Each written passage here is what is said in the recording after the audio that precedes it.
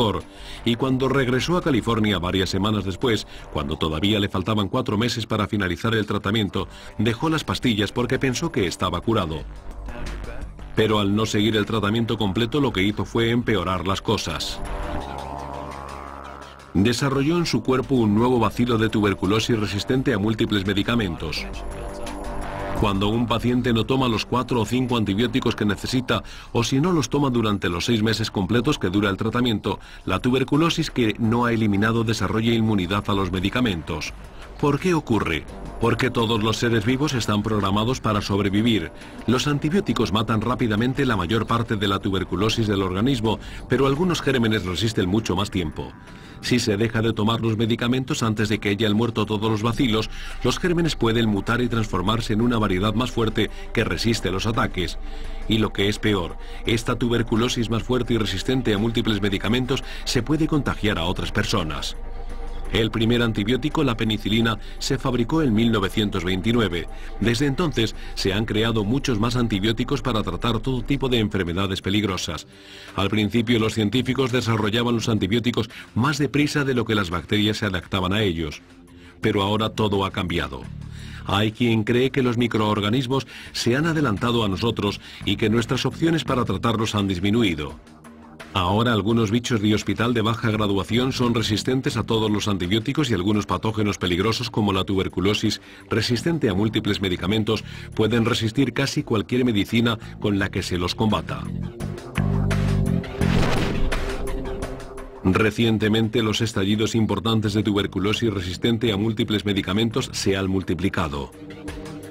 Uno de los primeros tuvo lugar a principios de los años 90 en una ciudad que no se lo esperaba, Nueva York, el dinámico corazón económico de Estados Unidos y una ciudad con una sanidad de primera categoría. ¿Y qué ocurrió? El Dr. Lee Reisman de la Facultad de Medicina de Nueva Jersey estaba allí. El programa de prevención de la tuberculosis de la ciudad de Nueva York se había quedado sin fondos porque el gobierno federal, en su infinita sabiduría, decidió que la tuberculosis ya no era una preocupación relevante y destinó el dinero a otros programas. Así que hubo que recortar los gastos destinados a tratar ese tipo de pacientes. Y se produjo un gran incremento de los casos de tuberculosis resistente a múltiples medicamentos.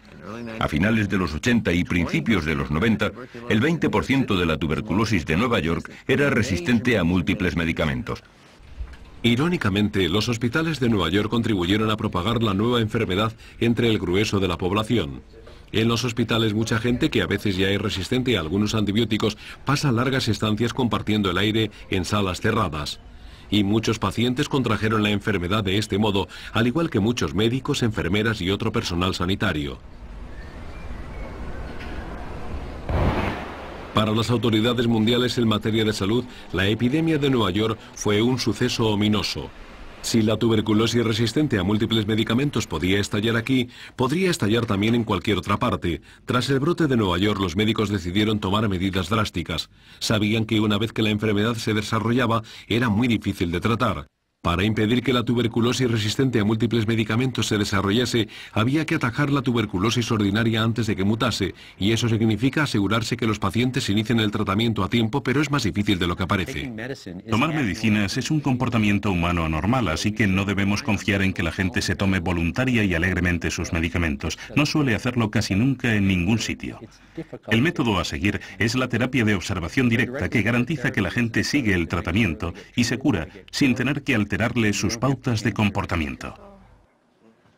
Hasta ahora la terapia de observación directa es la mejor herramienta para combatir la tuberculosis resistente a los medicamentos. Los pacientes están obligados a tomarse la medicación delante del personal sanitario a diario durante 6 meses. No se admiten excusas ni promesas. O se toman las pastillas o se ponen en cuarentena. Tras el brote de 1993, Estados Unidos instauró este sistema como tratamiento ordinario para la tuberculosis. Y hoy en día se emplea en todo el mundo. China acaba de lanzar un tratamiento similar masivo y muy eficaz para contener la tuberculosis en áreas rurales. Pero muchos países no disponen del dinero o las infraestructuras para montar semejantes campañas. Los países que integraban la antigua Unión Soviética están atravesando una crisis sanitaria que amenaza a Asia, Europa y eventualmente a todo el mundo. La Unión Soviética era un estado totalitario y opresor que solo tuvo éxito en un campo. Creó un sistema sanitario universal bien organizado. Pero cuando el comunismo fracasó, arrastró consigo al sistema sanitario. Tras el hundimiento de la Unión Soviética en 1991, muchos médicos y científicos se marcharon. Y los fondos para hospitales y clínicas se congelaron. Entre 1990 y 1994, la esperanza de vida en la antigua Unión Soviética cayó de 64 años a 57, la más baja de los países desarrollados. Las prisiones rusas son el corazón de la epidemia. Están masificadas y sin fondos y sirven de reservorio para la tuberculosis resistente a los medicamentos. 1 de cada 10 reclusos rusos tiene tuberculosis activa. Y la cuarta parte de ellos padece tuberculosis resistente a los medicamentos. En Tomsk, en Siberia, los reclusos pasan el invierno en celdas comunitarias con las ventanas cerradas y comparten las 10 únicas camas que hay, por turnos, con otros 30 o 40 presidiarios. No pueden abrir las ventanas porque hace frío. Respiran todos dentro y tosen porque fuman. Hay mucha humedad y si uno de ellos está tuberculoso, al final del año acaban todos infectados.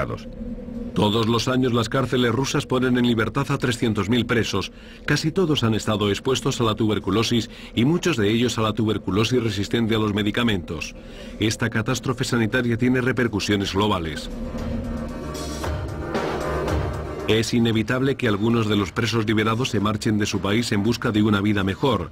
Y estos inmigrantes han sido el origen de brotes de tuberculosis en todo el mundo. Y por si no fuera suficiente mala noticia, la cosa pronto se pondrá peor. Una de las cosas que todavía no ha ocurrido en Rusia y que está a punto de ocurrir es la epidemia del VIH. El VIH y la tuberculosis son lo mismo que la gasolina para una cerilla. La tuberculosis se va a propagar muy lejos. La humanidad podría haber eliminado el estallido global de brotes de tuberculosis, pero en su lugar fortaleció la enfermedad. Ahora ha sumado sus fuerzas a las de un nuevo patógeno, el VIH, el virus que causa el SIDA. El creciente vínculo entre la antigua asesina y el nuevo asesino amenaza a miles de millones de vidas, y esta doble amenaza está a punto de atacar Los Ángeles.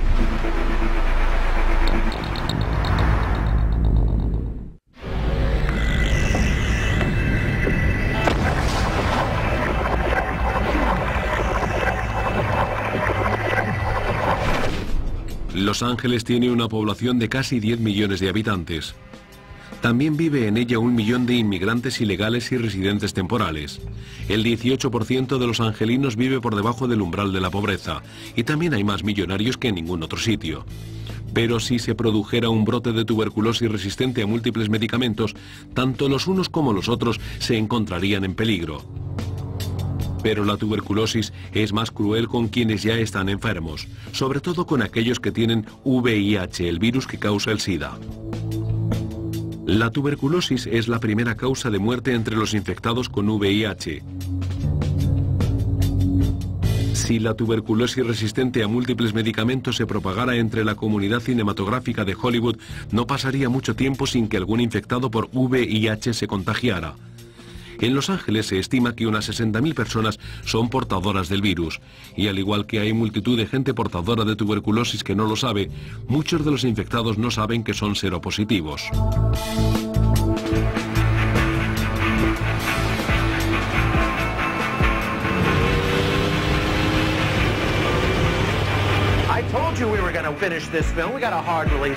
Una epidemia de tuberculosis resistente a múltiples medicamentos podría desarrollarse lenta y sigilosamente durante meses antes de ser detectada, y tendría libertad para propagarse entre la gente estresada y sobreexplotada que trabaja en salas oscuras en todo Hollywood, gente como este productor. Lleva tiempo incubando una infección latente de tuberculosis. Al final, su dieta de whisky escocés, puros y estrés provoca que su sistema inmunológico se resienta. La infección latente confinada en su pecho se abre paso fuera de su prisión de tubérculos.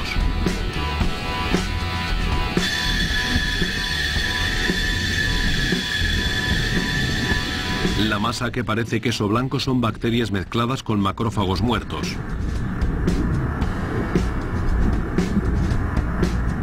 Ahora una hilera de bacterias fortalecidas denominadas bacilos anda suelta.